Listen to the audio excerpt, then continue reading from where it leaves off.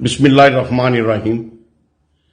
अस्सलातु वस्सलामु अलैका या सय्यदी या रसूल अल्लाह व अला आलिका व अस्सहाबिका या हबीब अल्लाह। आस्ताना आलिया शरकपुर शरीफ से मियां जलील अहमद शरकपुरी गुजारिश कर रहा हूं।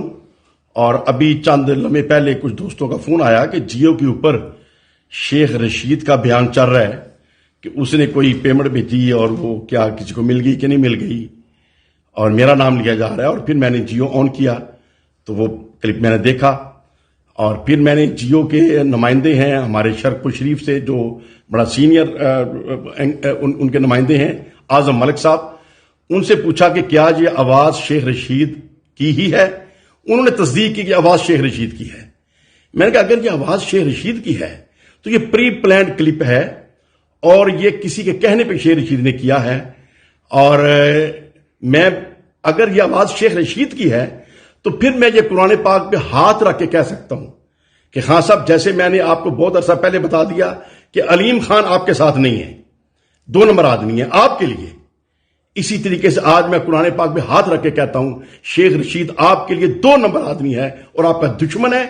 और ये किसी के कहने के ऊपर ये किया है जस्ट इमेज खराब करने के लिए। शेख रशीद का ना मेरे से तल्लक है, ना मुलाकात है, ना जान पहचान है। सिर्फ मेरी उससे ये जान पहचान है कि एक दफा मैं इनके दफ्तर गया था जब ये वजीर थे और ये कॉरिडोर जब खुला था सिखों के लिए, तो मैंने कहा जी उधर परली तरफ हमारे बुजुर्ग हैं मकान शरीफ, तो वो भी चूंकि बॉर्डर के बिल्कुल करीब है तो वो कॉरिडोर भी खोल दें। इसके अलावा मेरी शेख रशीद से ना कोई तल्लक, ना वास्ता, ना जान पहचान। तस्वीरें उसने मेरी देखी होंगी, मैंने उसकी देखी हुई है, मेरी एक मुलाकात है, इसके अलावा तल्लक ही नहीं है। वो बंदा कैसी बात कर रहा है मेरे मुतल्लक, और जब वो बात कर रहा है और मुझे पता है कि झूठ बोल रहा है, तो इसका मतलब कि मैं कुरान पाक पे हाथ रख के कह सकता हूं कि शेख रशीद साहब 2 नंबर आदमी है और इमरान खान का दुश्मन है, उसके साथ बैठा होता है अपनी एक शोहरत के लिए। जलील अहमद शरकपुरी एक अजीम, शरीफ, दयानतदार और अल्लाह के नामूस रसालत की हिफाजत करने वाले इंसान हैं।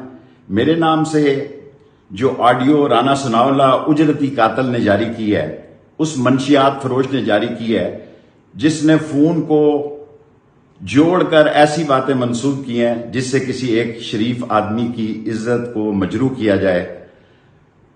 जलील अहमद शरकपुरी की इज्जत पर किसी किस्म का कोई धब्बा नहीं है और यह हुकूमत को तकलीफ है कि उसने परवेज इलाही को इस्तीफा क्यों दिया, जो कि उम्मीदवार हैं चीफ मिनिस्टर के। और मैं सारी कौम को बताना चाहता हूं कि इस हुकूमत की हालत देखें कि ये किस किस्म के गंदे और परागंदे हथकंडों पे आ गई है। और वो चैनल जो इन नाशाइस्ता, गैर शाइस्ता बातों को उछालते हैं वो अल्लाह की पकड़ में आएंगे। जलील शरकपुरी की मैं हलफ पे कसम खाता हूं कि वो नेक इंसान है और मेरा उनसे कोई सियासी तल्लक और रिश्ता नहीं है, ना मैं सूबे की सियासत करता हूं।